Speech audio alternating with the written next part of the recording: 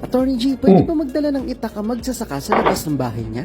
Oo naman. Generally, ipinagbabawal ng Act No. 1780 at Presidential Decree No. 9 ang pagdadala sa labas ng bahay ng lahat ng uri ng bladed weapons, katulad ng itak, punyal, sibat at pana. Pero may exceptions naman ito. Hindi sakop ng mga batas na ito ang pagdadala ng bladed weapon kung ginagamit mo ito sa iyong trabaho o sa anumang uri ng lawful activity mo. Ang ibig sabihin nito, pwedeng magdala ng itak ang mga magsasaka at pwedeng magdala ng kutsilyo ang mga matador at kusinero. Kaya ang tanong ngayon, bakit napapraning tayo tuwing may nakikita tayong kababayan na may sukbit na itak o kutsilyo? Samantalang para sa mga katulad kong lumaki ng probinsya, normal na pangitain lang ito. Tandaan natin na itinatag ang dalawang batas na ito noong panahong magulo pa ang bayang Pilipino. Ang Act No. 1780 ay isinabatas noong 1907, noong nilalabanan pa natin ang pagsakop ng mga Amerikano. At ang PD No. 9, isinabatas ito noong itinatag ang martial law noong 1972 dahil ang tunay na layunin ng mga batas na ito ay upang hindi magamit ang mga bladed weapons bilang armas sa mga himagsikan. At iba na ang panahon ngayon. Kaya sa susunod na kung may nakikita tayong magsasakang may bitbit na itak, imbes na matakot, atin silang nitian at pasalamatan. Dahil kung wala sila, wala tayong bigas sa hapagkainan. Chinet!